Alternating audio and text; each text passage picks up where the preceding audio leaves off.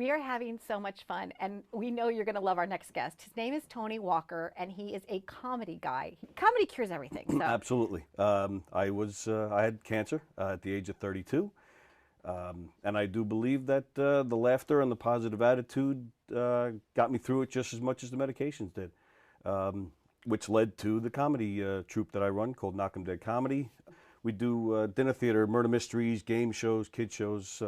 We're not stand-up or anything like that, just comedy shows, variety shows. You go to restaurants and where else? Like theaters? Restaurants, private parties, corporate events, fundraisers. Did I say fundraisers? Fundraisers, firehouses.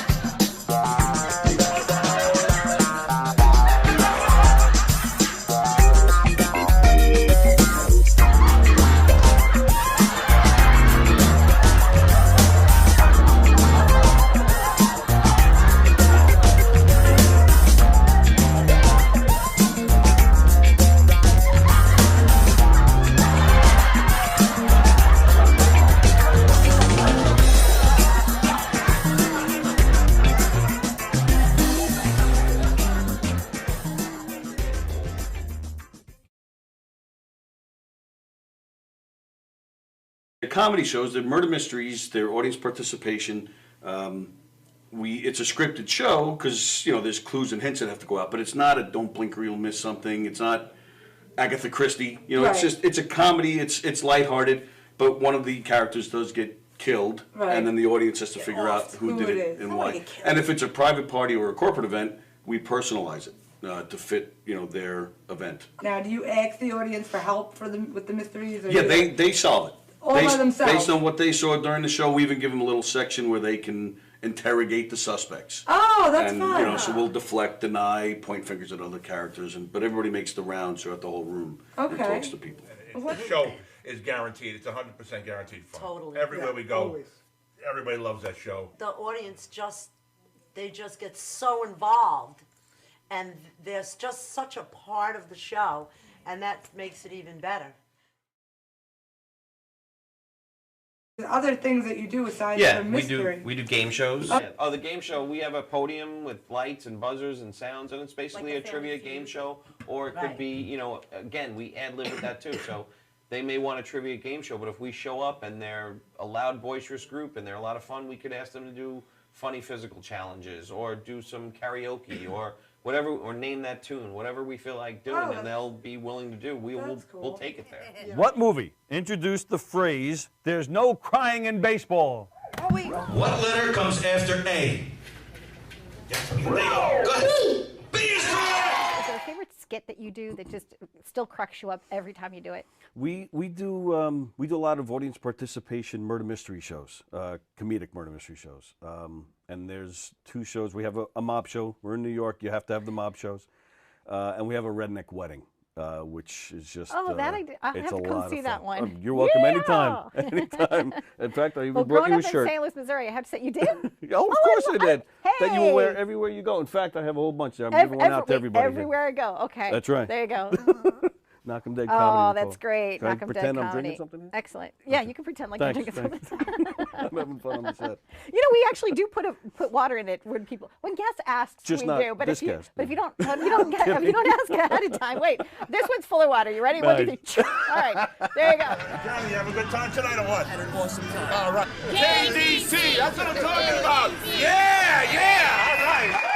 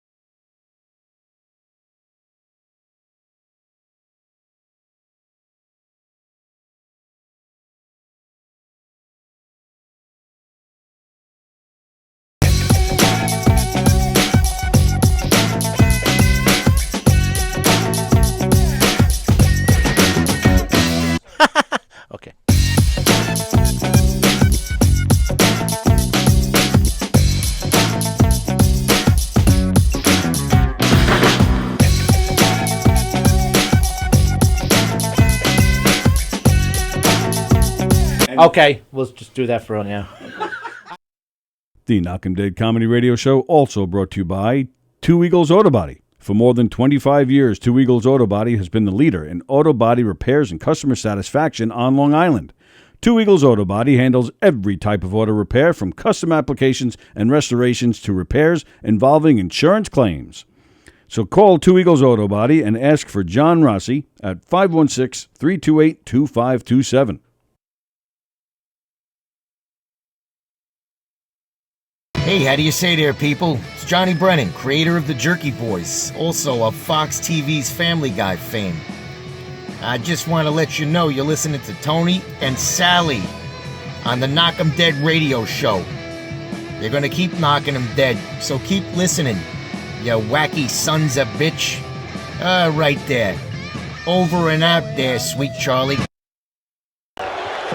to Mookie Wilson. Little roller up along first. Behind the bag.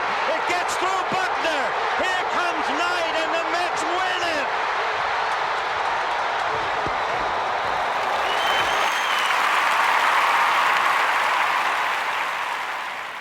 Hello, Tony. Mookie Wilson here, 1986 Mets. How you doing?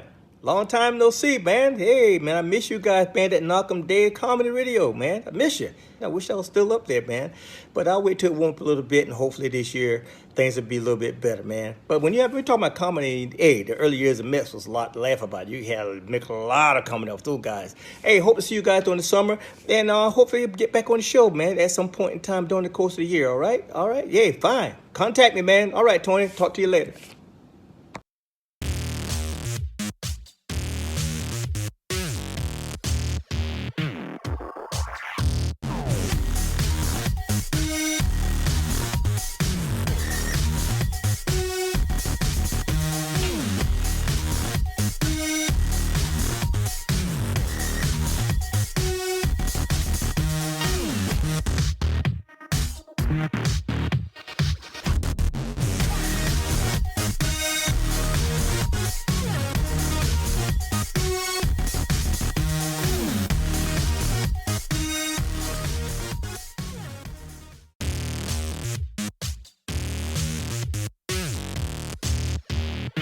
Hi, everybody.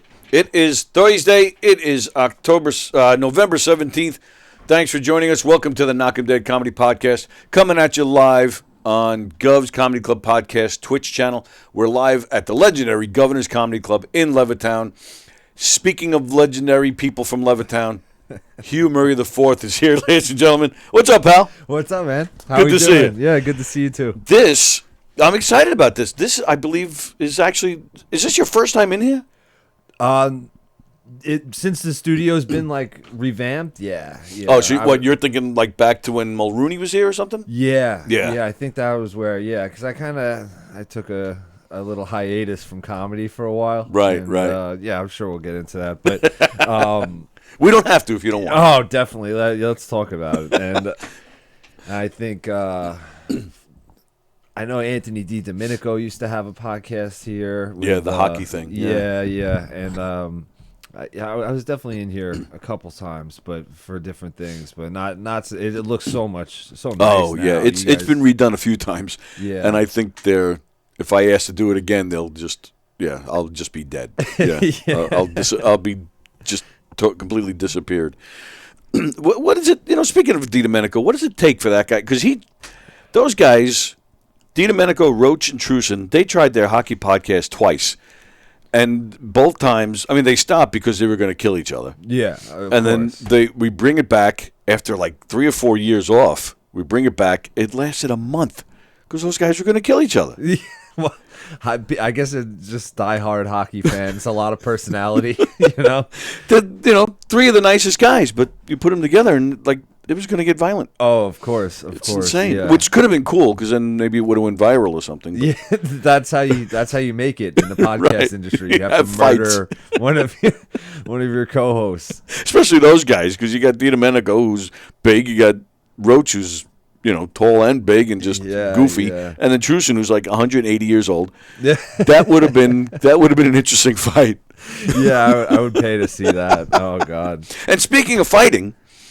I just saw the video. You just performed at McGuire's like a week or two ago. Yeah. Recently. And I'm glad you survived. Like this video was, you said something about this is like a dream come true. I'm in freaking Bohemia. Yeah. And holy shit, did these people take that personally? Oh, they lost it. I couldn't believe it. And you know what? Like, are we allowed to curse? Or? Yeah. Okay. It's Governors, baby. Yeah. So when I got on stage, I don't know if you noticed this, but I know as New Yorkers, like sometimes when we're thinking and like we use the word fucking as like a comma.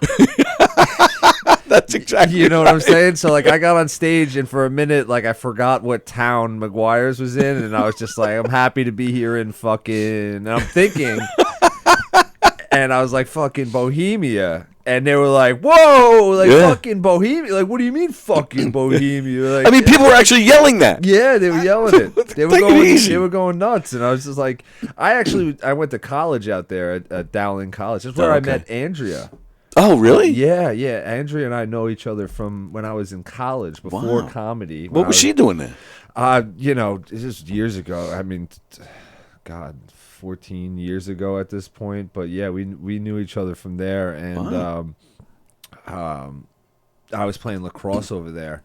But it was more Oakdale. Oakdale, but Dowling College is not even a college anymore. Right, it's gone. It's gone. It's just they got caught embezzling. Right. Oh yeah, so many kids were already registered for the following semester and gone. The money gone. And my senior year, they built this huge like sports complex, and it's just like there was like a multi-million-dollar sports complex that we finally had a lacrosse field to play on. And then the school goes like under maybe like 5 or 6 years later. Right. Insane. So like I actually like that area, like the Oakdale, Bohemia area. And these guys, oh my God, they were like brutal. They were just so mad at me. Who took that video? I did myself. Oh, you did that yourself? Because I mean, right where you had it, it sounds like there's a guy right next to it who just wouldn't stop. He was so pissed. Yeah. Couldn't believe it. And he was like hanging out like outside the club, and he was like smoking a cigarette, and like he kept giving people comedy advice, and I was like, oh, this guy must be on the show. It was a Mike Dillon show, and so it was, because like I really just started like coming around in comedy again like the last like 4 or 5 months, and so I was like, I kind of missed like 2 graduating classes of comedians. Right, yeah. So I don't know everyone, that's really doing it right now. A lot of the guys that I started with, like when I first started in like 2010, was like John Ziegler and Laurie Palminteri. Sure. And me and Anthony DiDomenico actually started the same exact open mic. Oh, nice. That was our first fucking gig ever. Wow. And Keegan, right? Probably was coming around Keegan around that came time. around like a year later, Okay. and that's where like Keegan and Steve Perillo, like they started around then, and but like when I was kind of starting, like like Mick Thomas was like just getting into it really, you know, like, and like Chris Roach, like he was probably, Chris was and Mick were like probably features or whatever, like getting into that headliner point, and and we were just like starting out, so I missed like all these new guys, like, and I was trying to like come back around, and I was like, I don't know anyone. But the Bohemia crowd, and it was just like everything, they just wanted me to keep talking about it. They were so chatty. Oh yeah. And and you did a nice job with it because then you said, hey, look, I'm from Levittown, so I know, like you were saying, basically saying to them, I know exactly, I lived the same life, but they still, I was watching this, I was like, holy shit. I was trying to get back to it because I actually had a 6-minute set. Mike books a lot of comics on his show, so like he was like helping me out, getting me some stage time, and so I only had 6 minutes, and I was like, I think I ended up doing 9 because they were so chatty, and Mike's like, oh, you're going over your time, and he's getting, but just push him over. He he can't stand. You just push him right over. Yeah, and so I think in the 9 minutes I ended up doing like 3 minutes of material or something like that. It was like 6 minutes of dealing with different people, because like then I started doing a joke about like how I'm in the union, and this other guy started getting crazy, and like I had to finally like acknowledge him really, because he was like just like interrupting the punchline. Jeff the cocksucker. Yeah. Yeah. That is one of my favorite bits where I kind of just like start my set by calling an audience member a cocksucker. Kind of shows you who I am as a person. But yeah, that was actually like it ended up being a fun show. You know, Yes. like it was cool. I hadn't been to McGuire's in a long time. Okay. So it was cool. But they were a chatty crowd. Yeah, you know? absolutely. And I always say, you know, like doing Nassau County is kind of like doing a show in Queens, and then doing a show in Suffolk is kind of like doing a show in Alabama. So like, it's very different on Long Island. It's different attitudes between the clubs. You know? Oh, absolutely. And but I like it. Like in the city, it's all tourists, right? For the most part, anyway. Right. So here, at least I think anyway, it's a lot more raw out here. Yeah. And even McGuire's. I mean, I love the big club. The goal for everybody, you know, we all want to get in the big club. Yeah. But it's so big.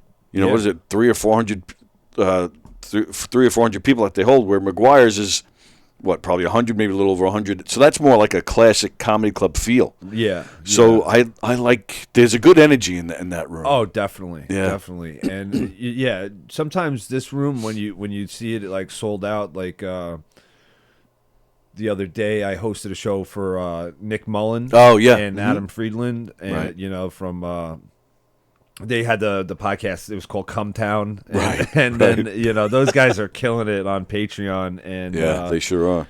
And then it was like Nerd Central that night. Did you see God, it? I couldn't believe all the people coming in. I was standing in the lobby with James. We're like, a lot of neurodivergent, but like it was packed. It was like wall to wall. Like Yeah. I was almost a little upset I couldn't record because I couldn't find a spot to set up the tripod or anything, sure. you know. Yeah. And I ended up having a good set, but like getting on stage and seeing it like packed like that, it's just like holy crap, you know. There's a lot of people here. Where like, you know, you go to McGuire's or the Brokerage, it's still like, you know, when you pack it out, but it's not 400 people Right, packed, you know? right. But the city is weird like that too. Like I remember when I was working the comic strip a lot, like you'd just be doing a show and you'd be like trying to like do some crowd work or something, and the people don't even speak English. They're just tourists. Oh, and like it's like a second or third language to them. Right. And they're just coming that's off tough. the street, you know? We joke about it a lot in here. There was, I think it was just before COVID, there was a show in there. Joey Cola was in it, and Keegan was here, and I forget who else, but the audience, like half the room, it was like some kind of, it was, you know, an organization, a big group of deaf people. Oh, God. So, yeah, talk about a different language. These guys were deaf, you know, so when Keegan went, I think Keegan was one of the first ones out there, and they don't clap. They go like this. Oh. So he walks out there, and he just goes, hi. He had no idea. And I don't know if Joey knew by the time he went out there or not, but he was thrown because he walks out there, and there's an interpreter on the stage. Oh, God. So he didn't know. And Yeah. so he, you know. No one told any of them. No. So I'm assuming it's similar to a foreign language because now they're, you know, because the interpreter is there and Joey's trying to mess with the interpreter at one point, like she's doing all of her, so he starts like dancing and stuff. Of course. I mean, that's what Joey does. But it was weird because because you got the other half of the audience that can hear, so they're laughing. But then you had to kind of like pause because by the time the interpreter was done, then you get your response. They start laughing or going like this. So the guys were ready to go on to the next joke, and all of a sudden they start reacting. They're like, you know, it kind of threw them. Yeah. So I can imagine a foreign language is very similar to that. Yeah. It was weird because like they would just kind of be looking at you, and it's just like, are you getting, you know, like, are you understanding? But why are they even walking in to why are they going to a comedy club if they can't understand English? Yeah, I have no idea. What do you think, you're going to dance? Yeah. Or are you going to strip like Angel Salazar? I mean, I would do anything, you know, to make people laugh, but you know, I don't think stand there and make faces the whole time. Yeah, I don't think Richie and Jeannie over at the comic strip would have liked that. Oh, that's weird. Oh, man. This is Hughes in his underwear again. That's usually just, you know, Saturday nights in the office. Yeah. Keegan's got to be one of the funniest guys that I hang out with, man. Me and him, like, right. And I guess we'll get into it more. When he first started, I saw him and we kind of like instantly hit it off. I'm like, oh, this guy's funny, Oh, you know. he's And I was a great. couple years in at this point, and I was just like, you know, I kind of got to show him what to do and not to do. Like I had that feeling because I was like, he's funny. He needs to know that he's funny. And so I started picking him up, and we would drive into the city and hit like 5 or 6 open mics in like one night. Wow. We were like, you know, booked bar shows, and we would just go from like 3:30, 5:30, 7:30, 9:30, 11:30. And then on the way home, we'd hit the Creek in the Cave at 1. Holy shit. So we got like real close. We did this every Wednesday, you know, for weeks. And then I ended up getting my DWI. And of course. And, well, you were trying to show him things not to do. Not to do. That was very big of you. Yeah. Someone had to teach him that lesson. And so then he started picking me up. That was when I was like, oh, I know I got a friend now. You know what I'm saying? Right. So like it continued, and we would, oh my God, the laughs that we would have. I wish we would have recorded all those times, like driving into the city. Right. Or more importantly, driving home when one of us was wasted and just going on rants. And we talk about that a lot in here, just the behind the scenes aspect, especially when it's comedians, the way they just pick on each other and have a bunch of laughs. A lot of it, shouldn't be recorded. Right. But there's so much fun stuff that's why I love this room. I had Chris Monty picking on Gage about his dyslexia once, and he called him a dummy. I was like, oh, it's just classic. Slidexia, yeah. Exactly. Andy Plagano says, Hugh Demand. What's up, Andy? How you doing, man? I just met Andy recently. He's very funny. Oh, Andy's there he great. is. That beautiful face. Well, I wouldn't go that far. But yeah, this was my Halloween mask. So Andy co-hosts with me on Fridays. Oh, nice, So yeah. Andy will be in here tomorrow. Andy, we're going to talk about the movie last night. We'll talk about that tomorrow. We got to get into the movie. I missed it. I was working the overnight, but how'd it go? Okay. It went fantastic. Yeah. It really couldn't have. I don't think it could have gone any better. You got a huge response. We filled maybe half the 3/4 of the theater. It was the Belmore Theater that holds 300, and we had at least half. That's awesome. So we were happy with that, and even James and Joe, from here went. A lot of great comedians came to support. Mary Capone, Michelle Fox, Keith Anthony showed up. Keith Anthony. Keith Anthony walked in. Me and Don. Do you know Don? I met him real quick the other night when we were talking. Oh, okay, yeah. So we see Keith Anthony, and I just turned to him because I thought to myself, it can't be. Yeah. I've only met him once. Of course, known who he is for a long time, but I've only met him once, and Don's never met him. Yeah. So I was like, in my head, I'm like, no, that can't be. So I turned and I'm like, who is that? He goes, dude, I was about to ask you the same thing. Sure enough, he comes over. Guys, this is gonna be great. Thanks. I'm so happy to be here. And I turn, I go, it's fucking Keith Anthony. Yeah. So he's one of my favorite comics. And that's what we were telling some family that were there who didn't know who he was. He said he's one of the guys that the other comedians stop what they're doing when he's going on stage. You have to, because it's electric. I've never seen someone crush the way Keith Anthony does. It's amazing. And like Keegan, I don't know why they're not bigger names. Yeah. I mean, in the comedy world, everybody knows who Keith Anthony is. Yeah. Long Island and New York, maybe Jersey and Connecticut, they know Keegan. But these guys should be, in my opinion, absolutely almost household names for crying out loud. And Keith actually, he does I don't know where he got it from, but he does this impression of me. Oh, really? Yeah, where he heard my set, and then I was like, hey, Keith, what'd you think? And, he's headlining, and, it's after the show, and he's like, oh, yeah, I know the type of guy you are, you're like the guy on your motorcycle, I'm going to give Jesus AIDS. And I'm like, what?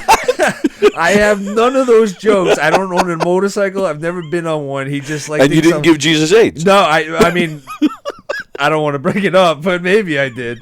I didn't know I was Italian. And it was just crazy to me. That's how like he processed my set. Right. He's like, I'm this rebel in like this leather jacket riding a motorcycle, talking about like the horrible shit, and he's just like, yeah, it's a good thing you got going, but where did you get all this from?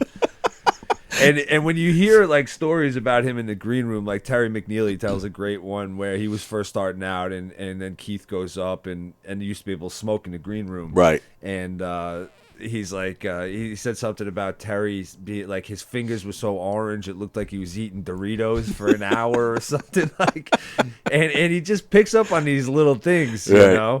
And he's great, man. He's got one of my favorite lines where there was a great story of him at a club in Jersey somewhere, and the owner was like, hey, whatever you do, just don't make fun of the room. It's under construction, don't talk about it. Like, I don't want to bring attention to it. So Keith's like, oh, yeah, no problem. No problem. And, like, that's all you had to do is just, like, bring it up. Because then he gets on stage and he's like, look at this fucking place. The first thing he does, and he rips this room to shreds. And the whole place is dying. By the time he gets off stage, the owner comes up to him and hands his check. He's like, that was the funniest thing I've ever heard in my life.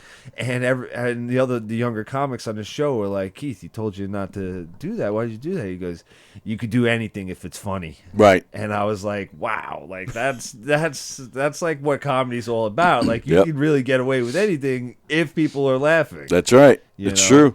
And it's funny. Somebody brought that up last night. They were talking about Keith Anthony, and a very similar story. It was he was doing something at an old folks home. A lot of old ladies, and there were strict orders, got to keep it clean. And he went out there and was just completely filthy and said all sorts of stuff to these women, and they were having heart attacks. but same thing, he ripped them to shreds, and it was hilarious. Yeah. Hilarious. I love that kind of stuff, man. Yeah. Yeah. So we were thrilled that he was there. We didn't know he knew who we even were. I actually got a gig coming up with him.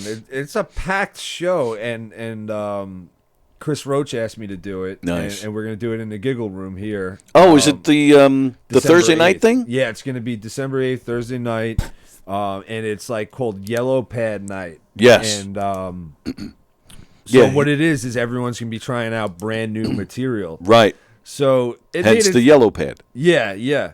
And it made it like Chris made it seem like it was going to be like him and like some comics that I feel like are on my level. I look at the flyer and it's so you got Chris Roach from Kevin Can Wait, touring with Kevin James. You get Keith Anthony, one of the funniest guys in the business, and you get Mike Vecchione, another national headliner. I didn't know he was doing it too. Yeah, okay. and Carla Okerson's on the show, Fat J, Emily Santosa, like all these like great comics. I'm like, I'm gonna have to practice out my new material to come to new material night.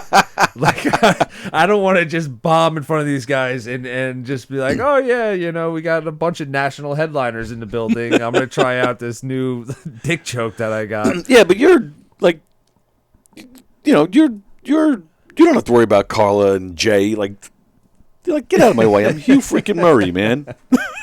Yeah, no, they're so, like really cool. I've been doing a lot. I did a lot of shows with Fat Jay the last week. Jay's I've known great. Carlo a while now, and well, all right. So then that too. So you're telling Mike what to do, not to do. You didn't say, hey, stay away from that one. Yeah. Should have said, hey, Mike. Yeah. I'm kidding. You gotta get away from the Colombians. That's great. Andy Plagianos, Roach has done it a couple times at the Weed Show. Oh, okay. Oh yeah. I did here's a funny story. I recently, went on like a relapse during COVID. Oh, okay. I'm in recovery. Yep. And when COVID hit, my day job, I work at a power plant, and we were like essential workers, but at the time I was still training. Okay. So I wasn't considered essential. So I got sent home 3 weeks, no pay. Oh. Right? You know what I'm saying? So I was clean at the time. Something happened where it was still on my mind, and I wasn't processing it. like emotionally, and then I basically came home. I had 3 handles of scotch, and I just went to town, and I was just nothing else to do. It was just like, all right, let's just, I played video games, and I was telling you before the show, I was doing a podcast with Tim Thompson and this guy Matt Quinn, and we played video games, and we streamed on Twitch, and that was it. So I was just a lot of drinking, and then finally I ended up getting clean again in July of this year. Oh, nice. Yeah, so I got like a little over 4 months right now. 4 months and 4 days or something. Very nice. And thank you. And so my first show back when I got clean, because it gets heavier for me, like it starts at booze, but then like I've also been like a big opiate, like harder stuff. And so I was 8 days clean off of everything, still going through like the physical withdrawals, and I had a show booked like months prior, and it was Tim Saliani's weed show. Oh, jeez. So I just get off of drugs. I have 8 days clean. I show up to this place, and Tim, I'm looking at the flyer, and it says like Kaya Club, and I'm looking around. I see like a big movie theater complex out there, and I'm like looking around for this place. I don't see it. He gives like really good directions, but I go there and it just looks like industrial store windows. So I pull up to this place. It's called Long Island Glass, and I'm like, oh, they must make windows.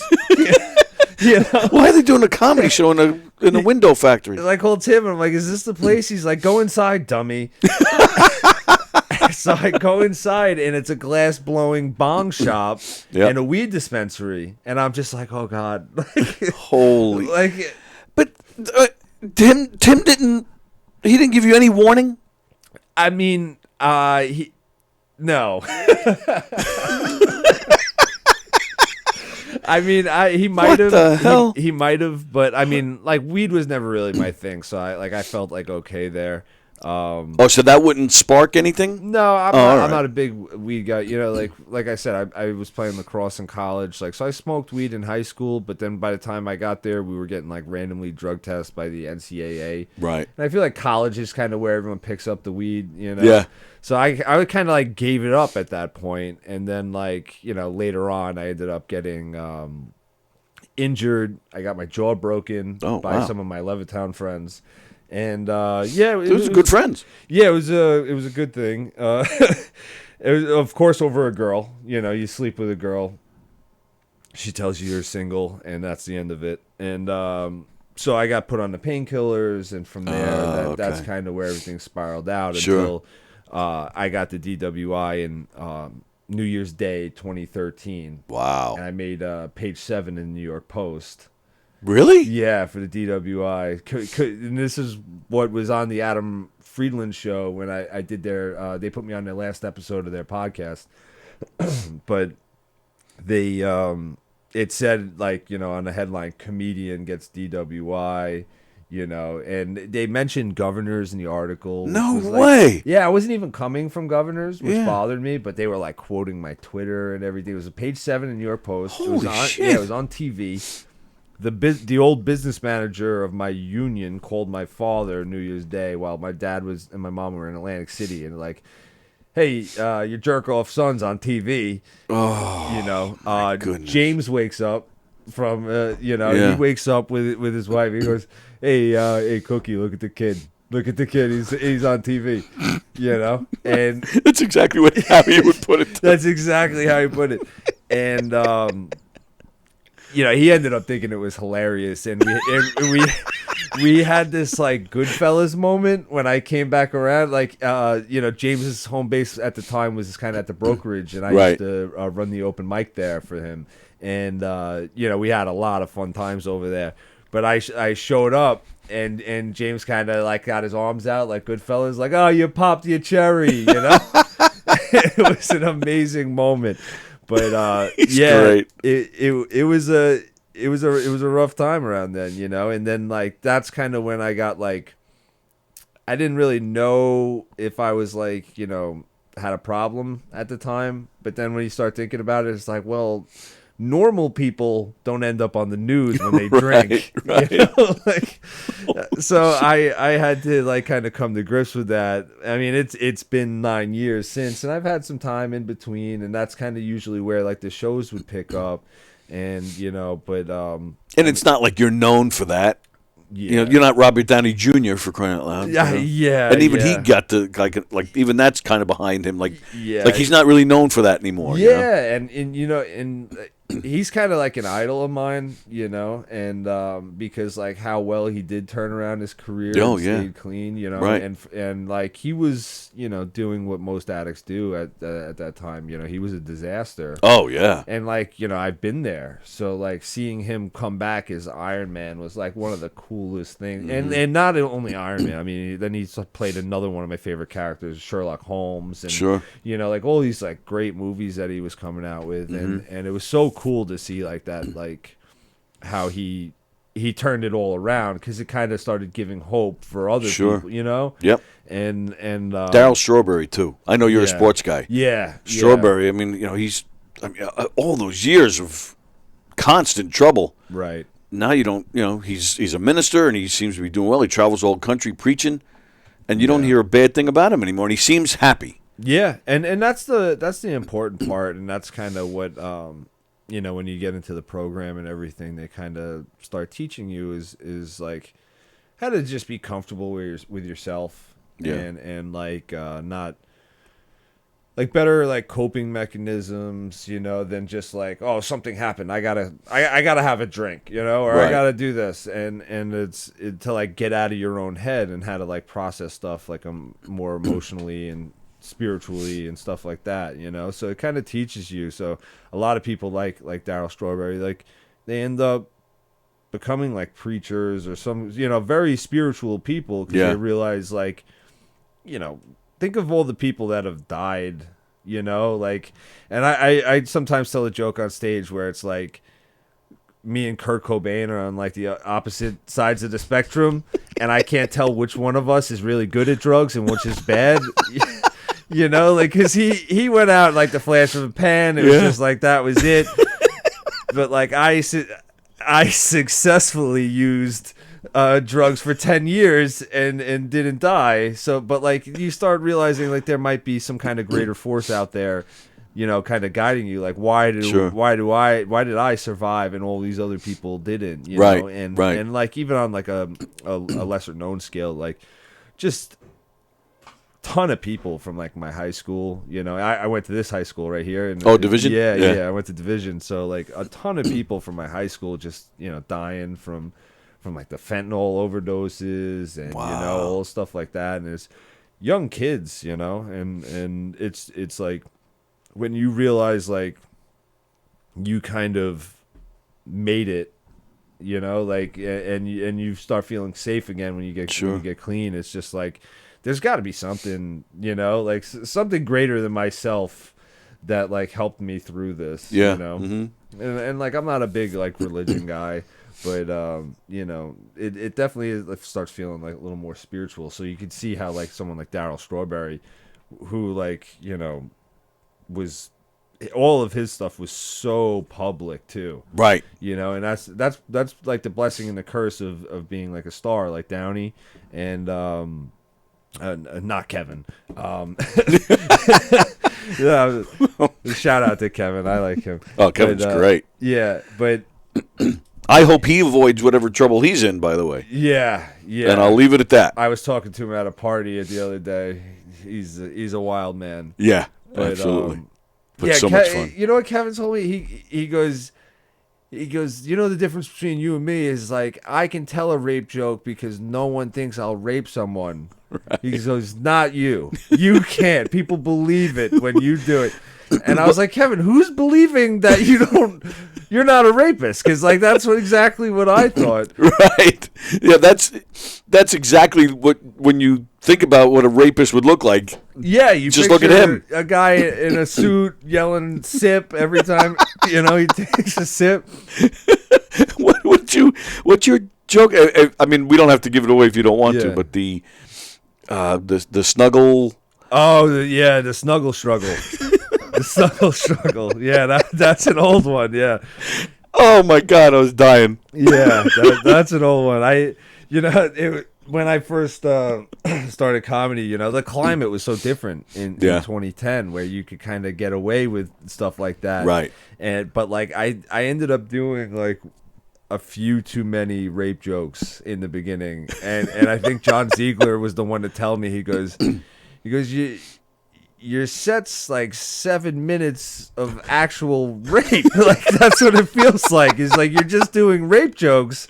And I was like, oh God, maybe I need to switch it up a little bit. Maybe a little. Yeah, just a tiny bit. Does like you mentioned, you made the joke about you and Cobain, hysterical. Do you find that, do you do a lot of recovery material, and does that help you at all? Yeah, it does. I like to talk about it on stage, because it kind of lets me know, like, it keeps me up front, and I even tell people on stage my like exact amount of clean time now, because what I was doing in the past was I was lying about it all the time, and I would be like, oh, I got just over 6 months, or I would always say like just under 6 months, and it's like, is that 6 minutes? Is that 6 months? Right. Like I was just kind of playing with these words, like when people are like, oh, I'm trying to lose weight, it's like, are you, like how hard are you trying? It's just like one of those like loaded words, and it's just under, it's like no one knows what that means. So I started like, being a little bit more honest about that. My next show after the weed show that I did was Tim Thompson booked me on a vineyard show, and I was just like really trying to get back into it. I hadn't did anything for like at least like 40 days from the weed show to the vineyard. Oh wow. And I started talking about the DWI article and stuff, like stuff that was kind of like messed up, for me. Like I don't talk about like, getting a jaw broken a lot, but I think that's going to start being like next. And because, you realize you have this platform, and like you have these like interesting things that happen to you, even if they were kind of traumatic, and you kind of make it funny. And then like I noticed after the shows, there were people in recovery that would be like coming up to me, or had someone either, that is going through it, died from it, or everybody knows someone in recovery, right? Whether it's an alcoholic or an addict, or like someone's messing up in almost every family at this point. It's a bad thing, especially with like the opiate epidemic that's been going on. With all the fentanyl. We actually had he used to be on News 12. He was on News 12 for years. Drew Scott. We actually had him in here a few years ago. He lost, I believe it was a granddaughter to heroin, right? And she was like, if I remember right, she was not even 20. I want to say 16. I don't know if I have that right, but it's very possible. But and it's very widespread, like you're saying. The opiate. It's on the island for whatever reason. It's big. It's getting pumped in here from China. Right, it's all synthesized out there, and it's really cheap. And what's happening is, I don't know enough about it, but it's ending up in other drugs. Right. So there was a story that I was told from a guy, in the program, and he was at a meeting, and he met this lady. They bought a bunch of pot. Her sister, I think, they were at like a family function. Half the family was like smoking a joint together. I think all like 4 or 5 of them ended up in the hospital, and one dead because there was fentanyl in the pot. Right. Which you don't expect. Right. Like, you don't think to even ask. Yeah, like the news kind of gets it wrong, and they kind of like fearmonger a little bit, but the actual content for like real like car fentanyl, like 0.35 micrograms can kill an adult male. Wow. Which is, if you look on it, like on like Wikipedia or whatever, what they show you is that it's actually the size of a pinhead. Right. So you get just that amount in like a bud of weed, and you're going to the hospital. Right. And then, what's even harder to tell is when it's in like cocaine, because it's just all white powder. Sure. Yeah. And people are trying to get up, and there's a little bit of fentanyl in it, and they go way, way down, and they end up in the hospital overdosing. I've heard that about that a bunch of times as well. But you know, you don't expect it when you just like, because weed's like rampant everywhere, but people still are buying it off the street, which is like, I guess, more convenient. I don't really know, but like, it's definitely not safer, is what I'm saying. Right. You know, like when it goes through like a company or something, there's like people that are accountable. You know, so it's just it's messed up. You know, and it's happening to younger and younger people. Yeah. Like when I was in high school, like I had no idea about like opiates. Like I think a couple like the kids did cocaine, but like it wasn't until after I did, like I started like real late, like 26 or something like that. Like and you know, but I can only imagine. I see, I hear about 15, 16-year-old kids. I was like, I was not aware of that. I was worried about like football and lacrosse and like and in high school, like when you heard about cocaine, that was like, holy shit. Yeah, like you didn't even consider anything above that. Yeah. That was like the big, and you're right. I remember the same thing. I went to Hicksville. Right. So we're neighbors, but same thing. Like everybody was smoking weed. It was everywhere, but but then you heard the rumors of only a few. That one did coke. Yeah. No way. It was like the bad, like, oh my God, are they okay? Right. But like, there was a lot of weed going around, but even still, like I remember, like I smoked weed from time to time, but 90% of my friends didn't. So it was like, it was still like taboo, like you're smoking pot, know. Right. And so it was like the heavier stuff, like I couldn't even imagine. Right. Yeah. And then like when I got out of high school, I think my sister and I are Irish twins, and so she was like 2 years younger, but like we're like 18 months apart. Her grade got big into it while they were in high school, while I was like 2 years removed, Yeah, sure. So like that's how I started noticing it was like getting younger and younger. It's messed up. Yeah, that is, it's sad. Yeah. What's your like? So you go to, used to be drugs. So what is it now? Is it sex? Like what's your go-to? I mean, definitely caffeine. That definitely picks up when I get clean. Well, the reason I ask is because, again, looking at your YouTube channel, there's videos of you, but then all of a sudden I see there's like 2 or 3 videos of Keegan. I'm like, wait a minute, what? And then so of course I just start thinking, and I know, and so last night Richie Burns showed up at this thing last night too. Oh God. So I'm so Richie was on my mind. I'm like, well, you know what, those two, which I'm assuming you've heard the story. Those two have actually kissed on the lips. Which you have to have Keegan tell the story, but they have actually kissed. So then it just made me wonder, oh, maybe he's in love with Keegan. Yeah. Oh, that's why I have his videos. Me and Keegan have that, like Mark Hirschman thinks that Mike loves him. Mike loves me, and nobody loves Hirschman more than Hirschman. Yeah, absolutely. That's 100% positive. But like Keegan and I used to get the rumors all the time, like, oh, they're in love. They're a couple.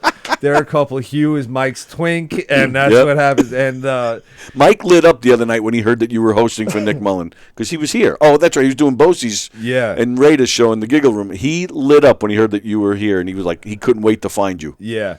It was amazing. I couldn't believe I got that call. But yeah, Keegan and I were like the first comics to be in a relationship, and then all of a sudden I started noticing everybody else calling Keegan cute, and I started getting jealous, and I was getting jealous, and I was like, he's what mine. Happened? Yeah, but oh God, Richie and Mike have had a few too many late nights, if you know what I mean. Those guys are drinkers, and it would be like one point where like I would just be like, hey guys, I'm just gonna go to the bathroom real quick, and then I'd come out like 15 minutes later and like fall asleep on the bar or something, and they're like, what happened to you? You were just wide awake. And they're like, what are you doing in there? But like Richie's got some funny stories about me, and man, he's a real funny guy. Richie is great. Yeah. He is great. And again, just on another level of comedy. He's fantastic. Yeah. So, how do you? So all right, so you do write material, and like you said, a lot of people identify with it. But like you're talking about with the rape jokes, do you find like how do you draw the line? Because again, we're talking about Ziegler. When he was first diagnosed with his cancer, I mean, he was only just maybe 2 or 3 months, if that, and he came to me and he started showing me his notes, some of his cancer jokes, and they're hysterical. Yeah. And, he's been doing them, and they're hysterical. But I remember at the time, I even said to him, I said, John, are you comfortable doing this? Like, because rape and cancer and certain things, like, those are the things that that's what everybody says. You can't do a rape joke. You can't do that. You can't do this. And I'm a cancer survivor, and never in a million years would I make certain jokes about because that's where my cancer was. It was in my leg, and I lost the leg. So I do a lot of fake leg jokes and stuff, physical shit, and I spin the leg around, and the audience, what the fuck? Yeah. But where Ziegler's is more your classic, cancer stuff and chemo and stuff, and he knocks it out of the park. But not every, that's because he's John Ziegler. Yeah. I couldn't do that. And a lot of comedians couldn't do that.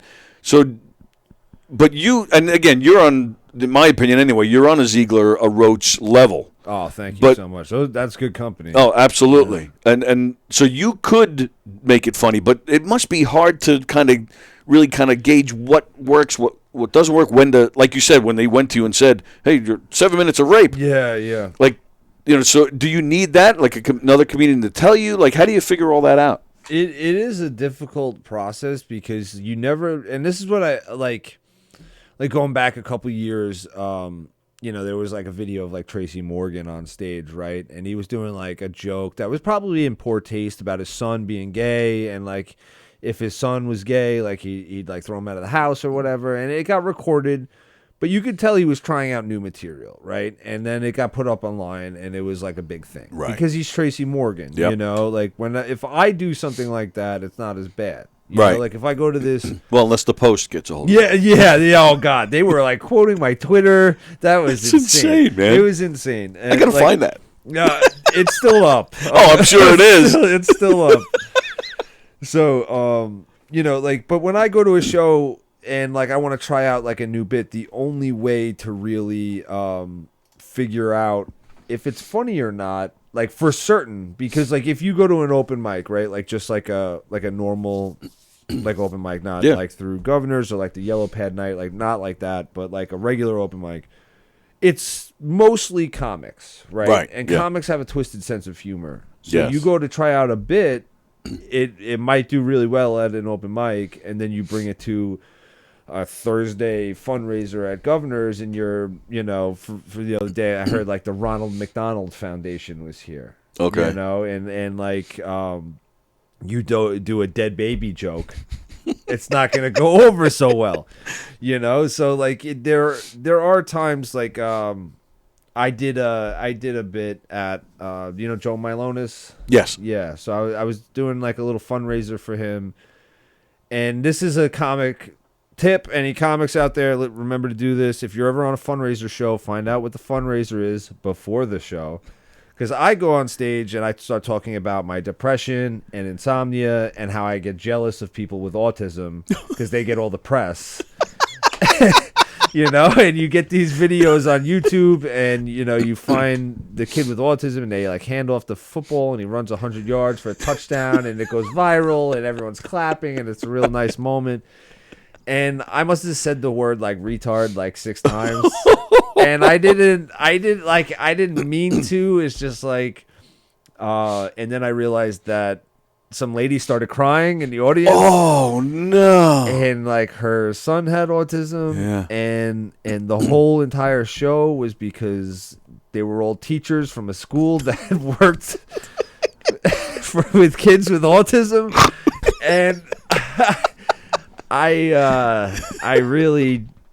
I'm seeing Joe in the back, and he's going like this, like. Enough, right. But like I was already like 2 minutes into the bit, and I'm like, they gotta know the ending. couldn't just skip and just say the ending. And Yeah, walk. no, I had to walk him through the whole joke at that point, just because I'm me. That's I'm just fantastic. terminally a dummy, and As a lady's crying. Yeah, she was literally crying. Like the people are bringing her tissues. And like the joke is like I'm really not making fun of kids with autism. Like the whole point of the joke is like depression doesn't get any press. Right. That's it. It doesn't, like, no one cares about the kid with depression or the kid that can't sleep. Right. And it was like that's the whole point of the joke. And I usually open my set where I do a joke about a nickname that my friends gave me. Yeah. Because I'm Hugh IV, and my friends started calling me HIV. And So I always like using that joke as my opener because it gauges the crowd for the rest of my set. Mm-hmm. Right. So like if I feel the buttholes in the audience clench up, over that joke, because then I know like, hey, maybe don't get the rougher material out for this one. You know? Right. Because, again, that joke, I'm not making fun of people with HIV. I'm making fun of the fact that my friends gave me that nickname. Right. So it's a good gauge for how the audience is going to react to some of that stuff. I had a conversation with Joey Cole. I not this past summer, the summer before, I was hosting for him at McGuire's. And I made a reference to autism. Well, I shouldn't even say a reference. It was a bit. Right. And same thing. I wasn't making fun of them. I was actually making fun of us, and just having a laugh at how honest people with autism are. Right. And I have an autistic daughter, so I know this firsthand.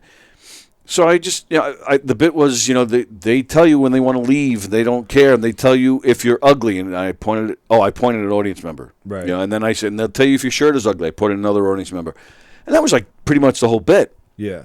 But then Joey, the show's not even over. I bring on, I think it was Gage. So and I'm waiting, and Joey, he's waiting the headline. He comes right up to me, he goes, "You're doing great. He said, but you can't do the autism bit. Don't do that anymore." Right. I was like, "Why?" I said, "I didn't say anything offensive." He goes, "No, you're bringing up a topic that makes people sad." Yeah. But I'm like, yeah, but I'm still making like you're saying, you're like with recovery, you're making light of a situation. Exactly. And Gage actually, I was talking to him like a week or two after the show, and he was like, "No, you leave that in." Yeah. So I'm like, these two geniuses are like, I don't know what to fucking do now, you sons of bitches. But, and that's what it is, and it's kind of like an audience by audience basis, and it's like I like to talk about some of these rougher topics because, and part of my thing with autism is like I just won't research it because I think I have it. Like I just don't want to take that deep dive into Wikipedia because it's just like I'm going to self-diagnose myself and this is what's going to happen. Well, yeah, based on what I'm seeing here so far, I wasn't going to say it. But. Like as Theo Vaughn would say, you got a touch of the tism, I've never heard that. Touch of the tism. Touch of the tism. And, that's fantastic. Yeah, he's one of my favorites. But, holy shit. It's like these are the things, like I like talking about mental health because I feel like it brings some awareness to it. Sure. Same with recovery. And if there's someone in the crowd, just like even if it helps one person, it makes one person like feel seen or heard or like I can relate, and that's what they teach you in the Anonymous program, right?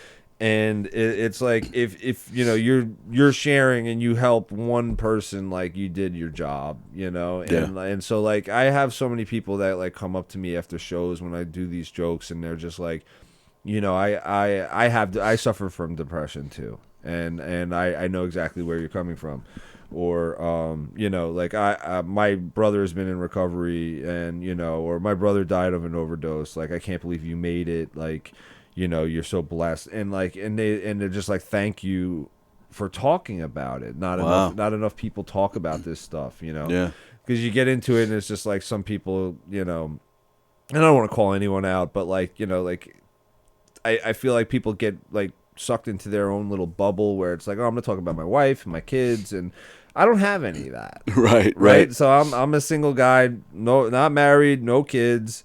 So it's like, what else am I going to talk about? You know, like I'm not Italian. I can't talk about my big Italian family and how my mom cooks and. It's been done. Yeah, I know. It's just like, and that's almost like when the comedy classes, their graduation classes, you go to one of those things, and if there's 10 comedians, it's at least 8 of them are talking about watching porn. Right. Enough already. And that's what it is. Is like you kind of when I first started comedy, right?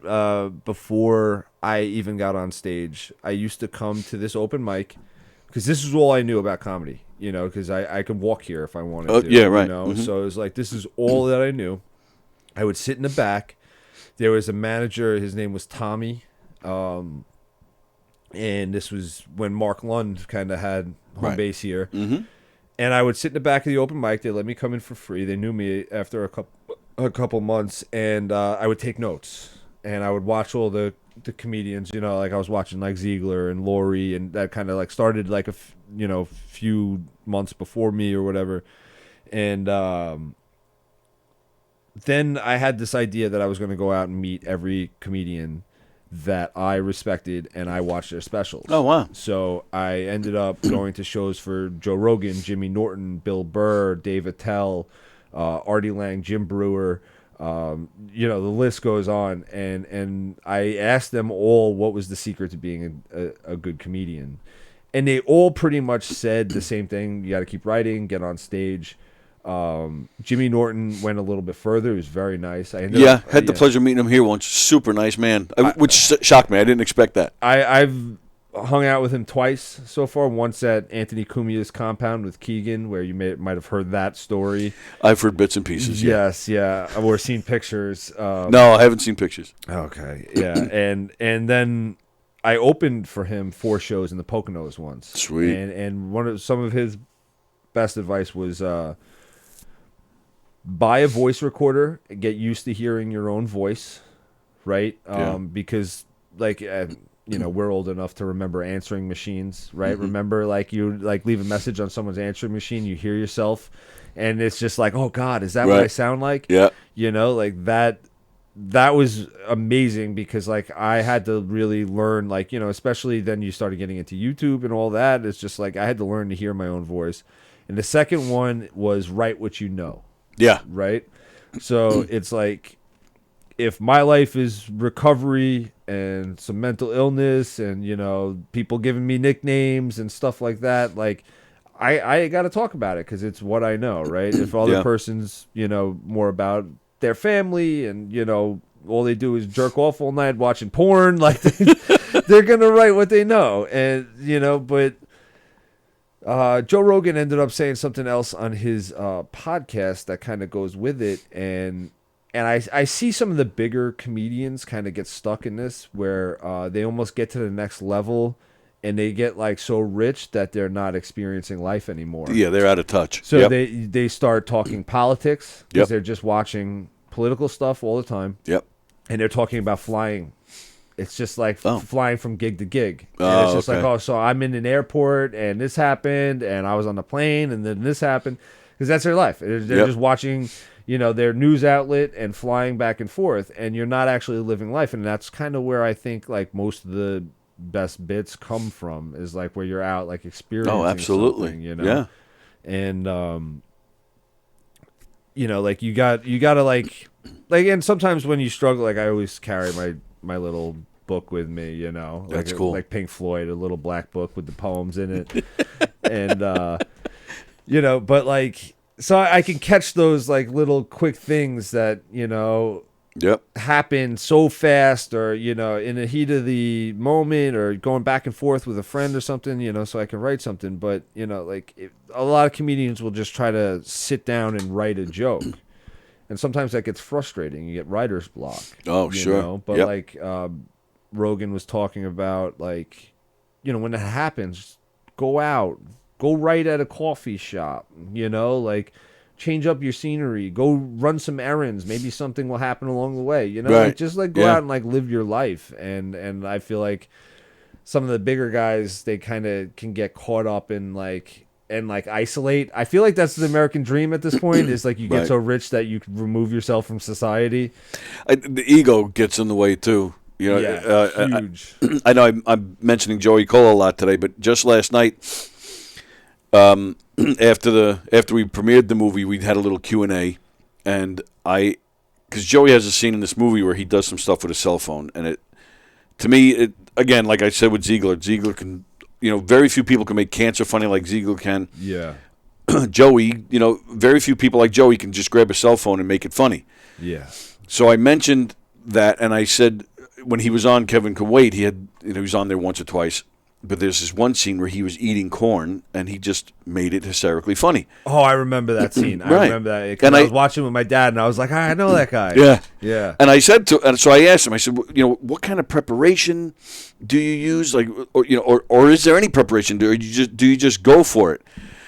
And he said, there's a little preparation because they told me what I was going to be doing.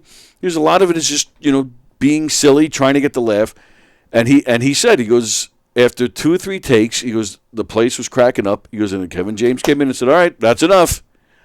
So that ego, right. Like he couldn't just let Joey go and have his moment, and it was for the good of the show. Right. But no, it had to be, I'm the funny one here. You can't be better than me, Yeah. So I do think, and you hear a lot about that around here. Like a lot of people don't want somebody funnier than them opening for them, stuff like that. Yeah, totally. And that's why no one brings me on the road anymore. Good answer. Yeah, no, that happens with the ego, you know, and you're right. I mean, you definitely need. It's the life experience. You got to write what you know, and I learned that with Truson. Not only write what you know, but you got. He said it flat out. He goes, even if the joke is not that good, you still have to be 100% behind it. He goes, because selling the joke is part of the delivery is part of the whole process, the whole formula to that. Right, and I feel like becoming a comedian was definitely like a humbling experience, overall. Oh, okay. Because like when you write a joke, and you tell it and it bombs, that doesn't mean it's not funny. Sure. Right? And I got this, I forgot who told me. It might have been Truson early on. And it was, you save the joke, like if you go back into this little notebook that I got here, and there's all these jokes from when I first started the notebook, and now I'm all the way back here, right? So now some of these jokes were written, early on, and now I'm 12 years in. Right. So it's like you always save everything that you write. Okay. Everything. Well, yeah. Did you ever see that special with Seinfeld, where he's got all these? He uses like Post-it notes and stuff, and he did some special where he went somewhere I forget where he went in the city, but he did his time, and it turned out that it was every joke he told was material that he wrote before he got the sitcom. Right. And there's a scene, so they show the set, but there was more to it. There was like documentary footage, but there's a scene of him sitting with all these Post-it notes. He saved them all through the years. Yeah. And it's just like, what looks like miles and miles of Post-it notes, and he's just sitting in the middle of it. Right. It's like, it's crazy, but it makes sense. It's the right thing to do. And what I was told about it was just when you write a joke and it bombs, maybe you're just not a good enough comedian to tell it yet. Okay. Oh, that's a good way to look at it. And that kind of hit me like early on, was like I had some stuff, that might have been too edgy, or I couldn't really figure it out, but it was funny.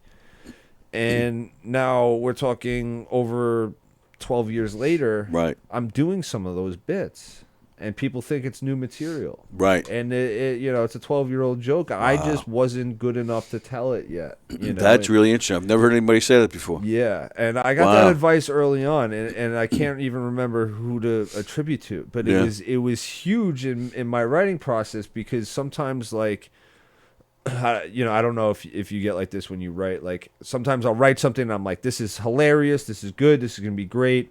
And then I look back at it and I'm like, it's trash. I'm throwing it out. Yep. Like it's not going to work. I have a comedy troupe. We do comedic audience interactive murder mysteries and shit. We do them in here. Oh yeah, I saw that on Facebook once. Oh, okay, yeah, cool. Yeah. And that's exactly what I'll do. I'll write the script, or bits of it, and then I'll put it down for like a day or two. Right. I go back, like, what the hell? No, this sucks. This is good. Let me fix this, But I do that all the time, constantly going back to double check. And there are scripts that I wrote 20 years ago that we're still doing, and I'm still tweaking it and changing it. Yeah. And the cast gets mad at me all the time because I'm constantly making changes. But I'm doing the same thing. I've been writing a novella, for years. Oh, and, okay. It's just like when I'll write something, I'll write like the next chapter, and I'll go back and I'm just like, what is this? Right.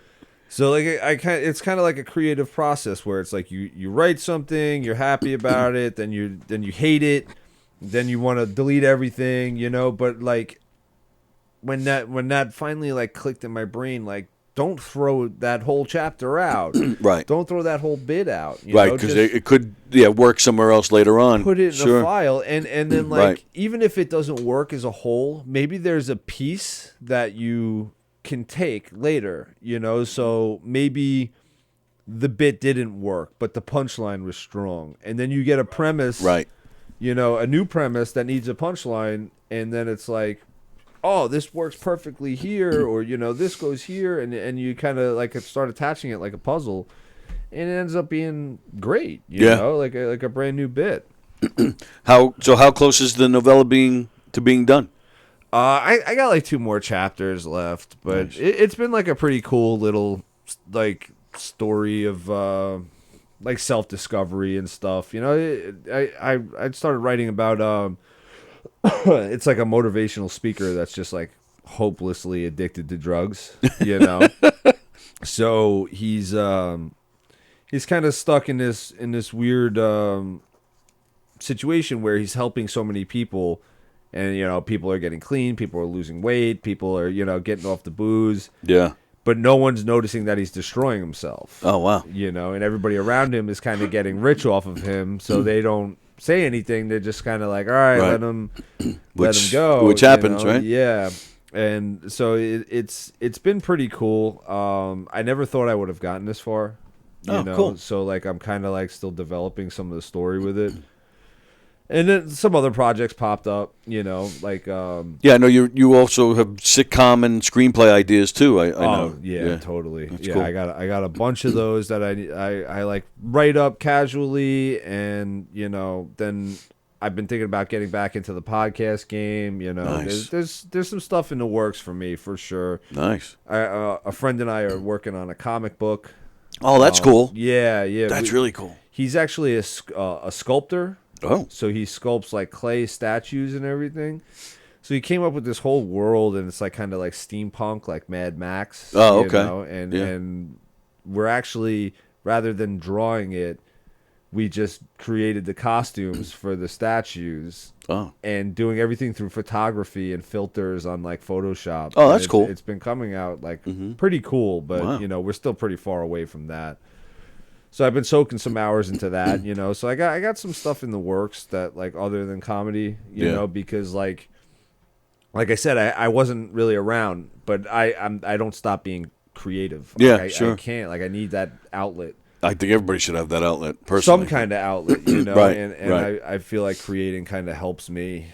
So is it difficult to do the comedy, with the recovery? Because after a show, at least here, but most comedy clubs, everybody ends up at the bar after the show, and you have your bad influences like Saliani and Keegan and Platinos, So yeah, and it can be difficult. I'm getting better at it. So you can hang, which by the way, I haven't drank. I've drank maybe a handful of times since high school. I graduated in '88, and so I'm with you.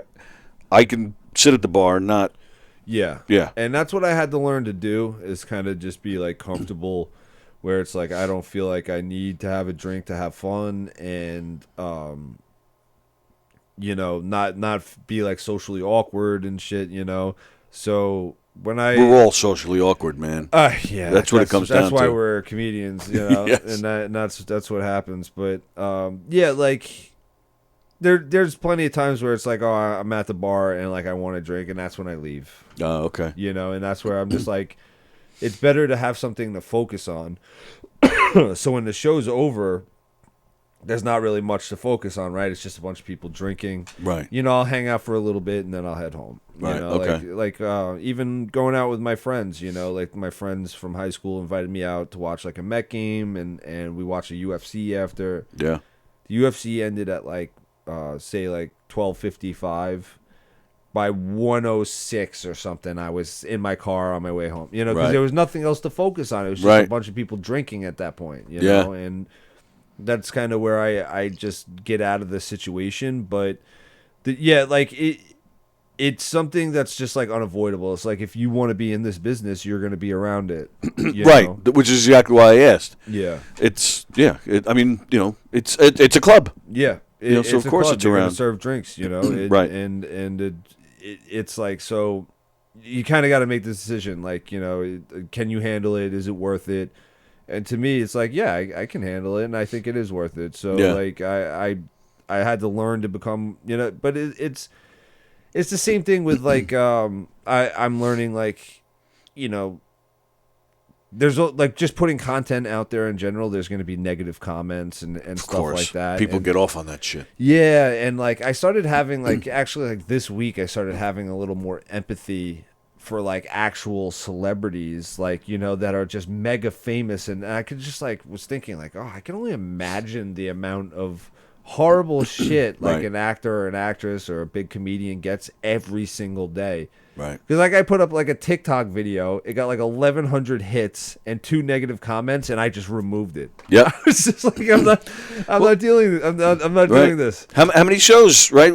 Where and I've done it. You come off the stage and you had a great set, but you're like, that one guy right in the front wasn't freaking laughing. Didn't laugh at anything. Yeah, I mean, I've heard. I think everybody that walks in here has said that at least once. Yeah, and again, I've done it too. It's the weirdest thing to me. And yeah, I was talking to people about it, and you know, people that are not in comedy, so they kind of you know, like try to understand as best as possible, but they gave some great advice. And they, you know, it was similar to the drinking thing. Like, listen, if you want to do this, like, who are you doing it for, number one? Mm-hmm. And, you know, I kind of do it for me because Right. I love it, you Right. know, but like, I also, like, this is why I talk about some of those rougher topics where it's like, maybe I could use this platform and someone can relate, or it could help someone. Right. You know, like that's like a secondary, like that is gravy, you know, but it's mostly for me because I like doing it. Yep.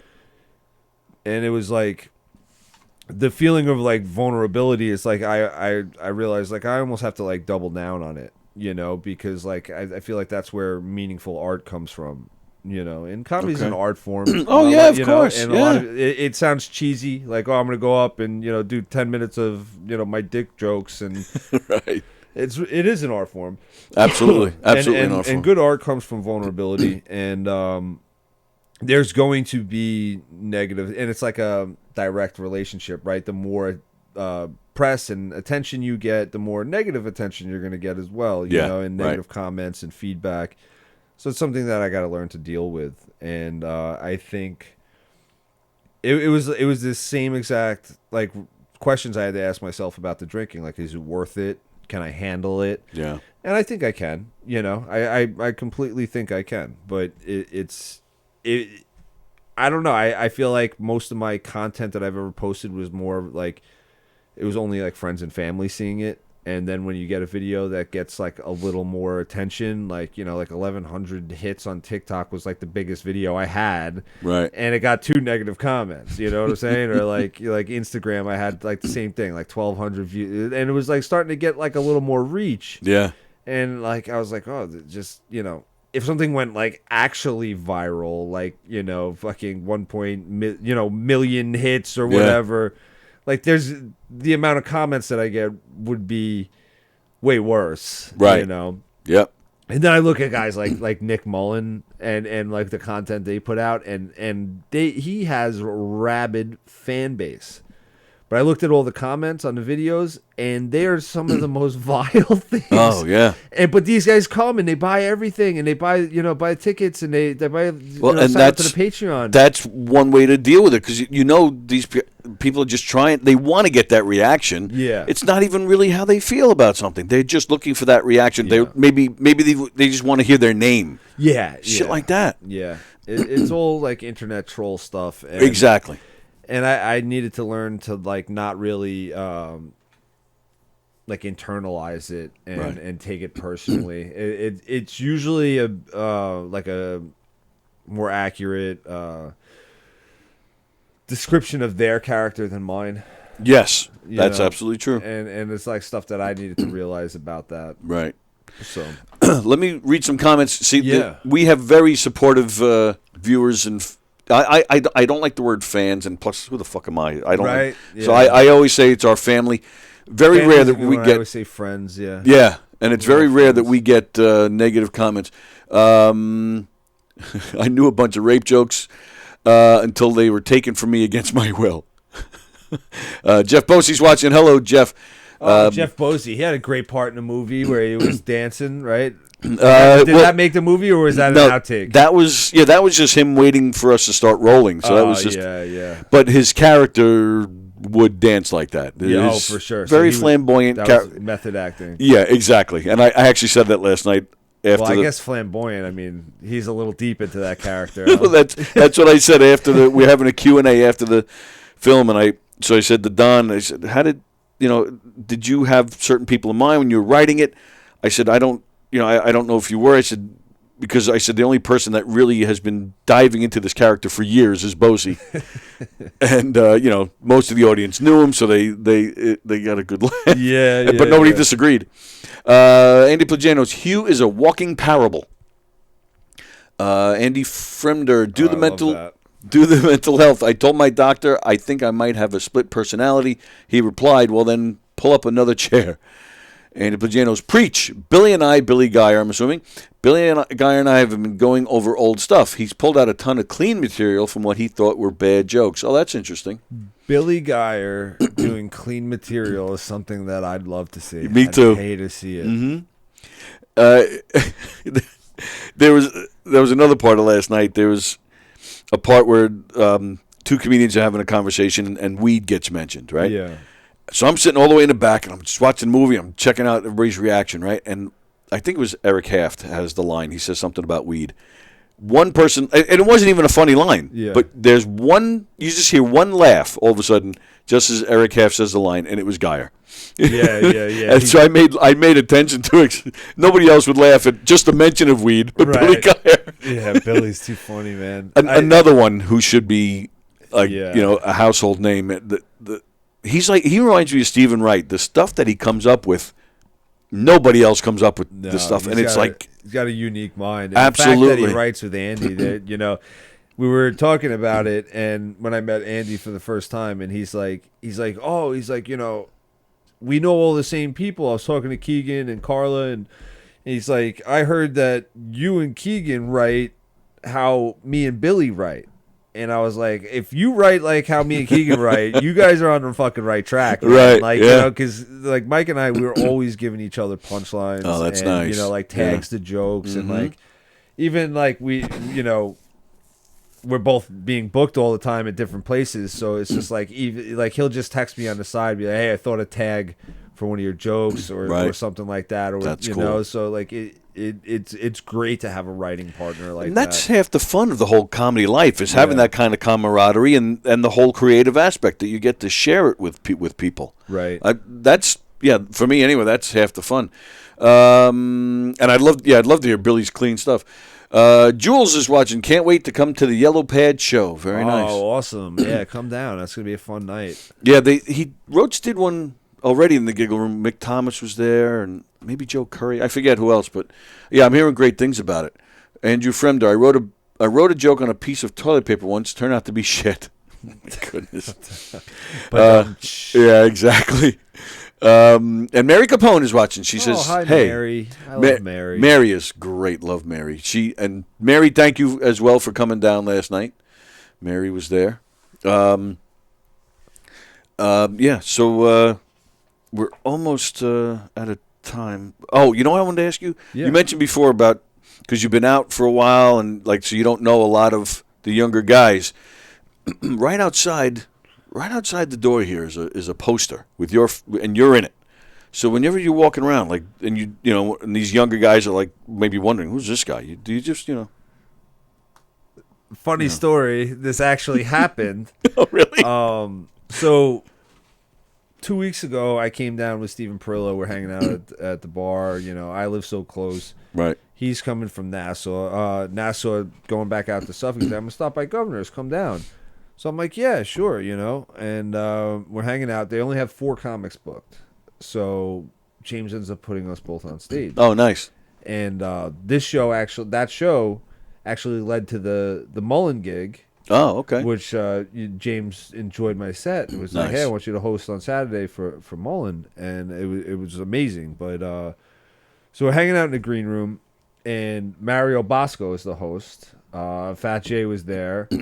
I think it was Michelle Fox and Chris Roach, and that was everybody. So Mario asked me for a credit, and I, you know, that was a long time ago. It was a Montreal Comedy Festival audition that Governors had, and they selected all those comedians to perform. I think Chris Roach was the only one to get a call back, but it was like an amazing night. You know, Joe Starr hosted, and it was a sold-out room. We all did like, you know, between like 5 and 6 minutes or something, and it was just an opportunity to audition for the New Faces Just for Laughs. And, oh, nice. It was awesome. So I told Mario my credit. I'm like, just say you know, a Governor's regular, because I've been in and out of the clubs for a long time. And Mario's like, if you're a Governor's regular, how come I haven't seen you in 4 years?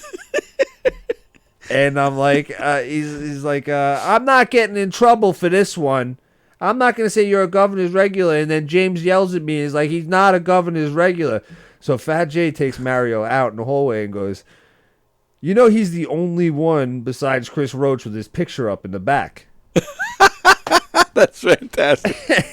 And I was just like, oh, thank you, Jay. Jay is fucking great, man. And you know, then Mario sees the picture, and then all of a sudden he's like interested in me. Right, I was about to say, then he's following you all over the place, right? Now he's your buddy. Yeah, and he's like, oh, you know, that's a big deal. What was that? How do you get on that? You know, like I was like, they did it once years ago. You know, it would be awesome if they did something like that again. But you know, it was just like a cool moment where I didn't have to do it. Right, you know, right. And it was just like some people when they're hanging out back there, they're like, is that you? And they get like a little like, you know, I didn't know that about you. You right, know, like, right. But like at that time, I was performing like real heavy. I was doing close to like 300, you know, spots a year. Wow, man. You know, I was really like grinding it out at that point. And holy cow. I actually got the call for that show while I was in LA, and I was doing you know, 4 shows at the Downtown Comedy Club in LA. I don't even know if it's still there, but you know, so like I had some cool stuff going on, and then, you know, when I got back to work after the court case and going through all that bullshit, it was, you know, it was whatever. But yeah, you know, it's cool that that's still up, man. Yeah, that's absolutely. what I like. Yeah, it was funny that you asked. It literally happened the other day. That's really funny. From there, it's funny watching Mario Bosco pull up in a Hot Wheels.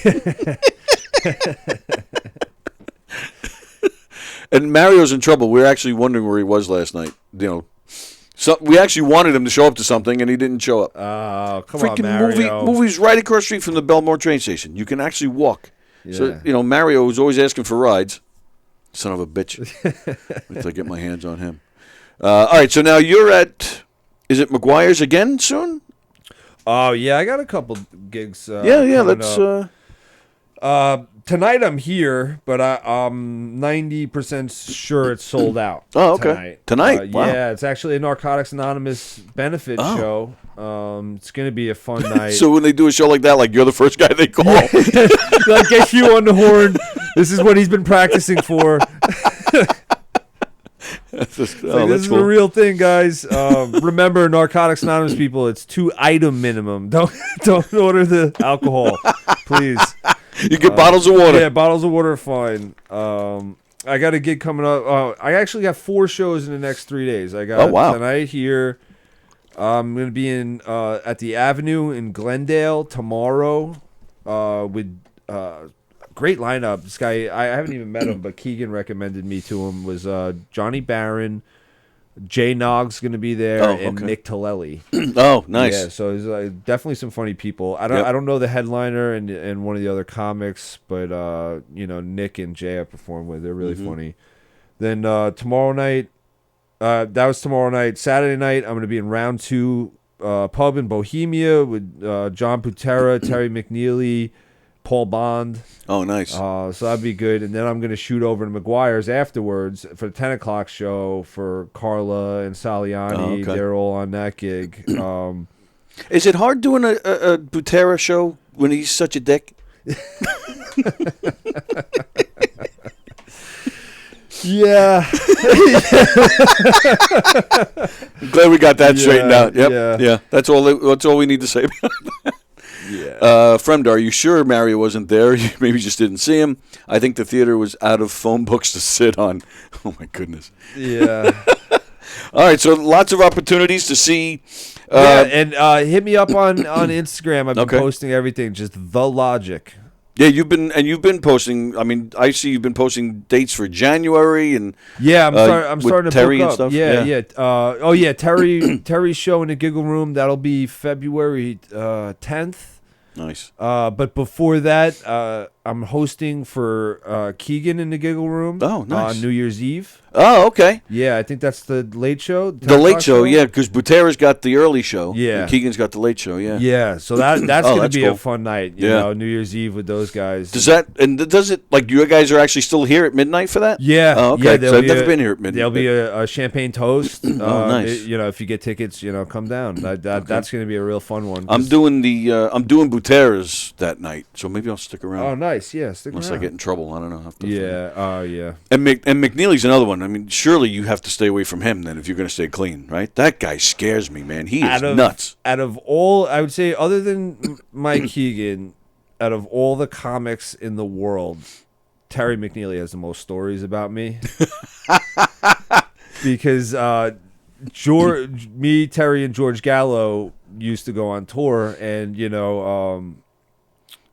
we did the Road Rage tour back in the day. I don't know if you heard about it. I did.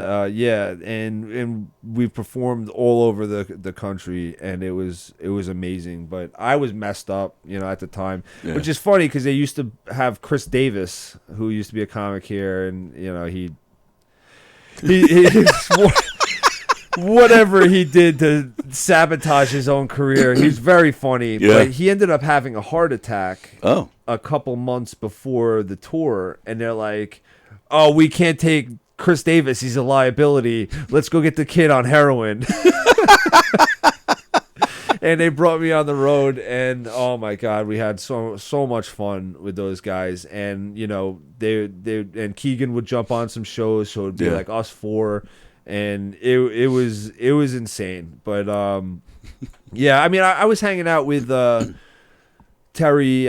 Last time I saw him was at Tony Landolfi's end of the summer party, and they were all drinking. It wasn't really an issue, but that's good. Yeah. Good, you could stay there and have some fun. Yeah, Terry likes his. Well, it used to be Scotch when I was drinking, but now it's bourbon. Right. Yeah. But yeah, Downey was there. All the drinkers were there. Oh yeah. Tony was drunk. Terry was telling so many mean stories about me that night that Tony Landolfi stuck up for me. Oh wow. And was like, "Will you leave the fucking kid alone?" And then kept interrupting Terry while he was trying to tell a story. So much to the fact that Terry got mad and told Tony's mom. And snitched out and was like, your son's being a belligerent prick. I don't know why he's doing this. He keeps interrupting me.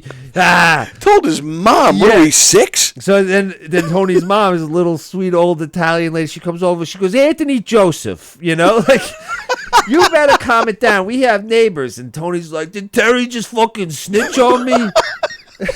This is the weirdest the story? What his mother? Does his mother live with him or something? No. It was like just like an end of the year party. Yeah, that's what right. I've heard all about. It was, I didn't know he invited his parents. I thought it was just comedians. Oh something. yeah. No, his whole family's there. His dad's hilarious. Okay. Yeah, Sal Stockbroker's always there. That's his cousin. Oh, I didn't know that. From Okay. the Howard Stern show. Yeah. I actually had to follow Sal on my second show ever. Oh, really? Yeah, it was so difficult. Sal's so funny. Yeah, he's great. Yeah. Holy shit. Just so you're warned, Bosie is on the show with you, Keegan show at the New Year's. Oh, God, okay. Yeah, so just so you know. I've been trying to get him to wear the fedora more, and I saw he was wearing it last night. Yes, he did. Yeah, I've been telling him that too. But he can't wear them with me. He does my murder mysteries with me, and we have a few different shows. But we have a mob show where he plays my daughter. so which is Jeff's fantasy anyway, wearing a dress on a Saturday night. So. Yes, it is. Yeah. So, all right, there you go. Hugh Murray IV. This was fun, man. I appreciate it. Make sure you come back. We'll have to do this more often. Yeah, definitely. This was really this was really cool. Yeah. All right, we are out of here. What's today? Thursdays. Oh, you know what? We got Joey Petroni is on here tonight. It's tonight at 7:30. Joey Petroni, Good Times, Bad Times. He was supposed to be on Tuesday, had some technical difficulties, so he's on tonight at 7:30. And then Andy and I are back here tomorrow at 11 a.m. And I think Don Sill is either going to call in or he might even show up, and we're going to talk about last night with you guys. And Andrew Fremder actually showed up. He says, have a good one, everyone. Be safe. Yeah, you too, pal. So there you go. And again, we'll have to make sure Hugh gets in here more often. Enjoy the rest of your Thursday, and we'll see you guys later, I think, if I can figure out what the hell I'm doing. There we go. All right.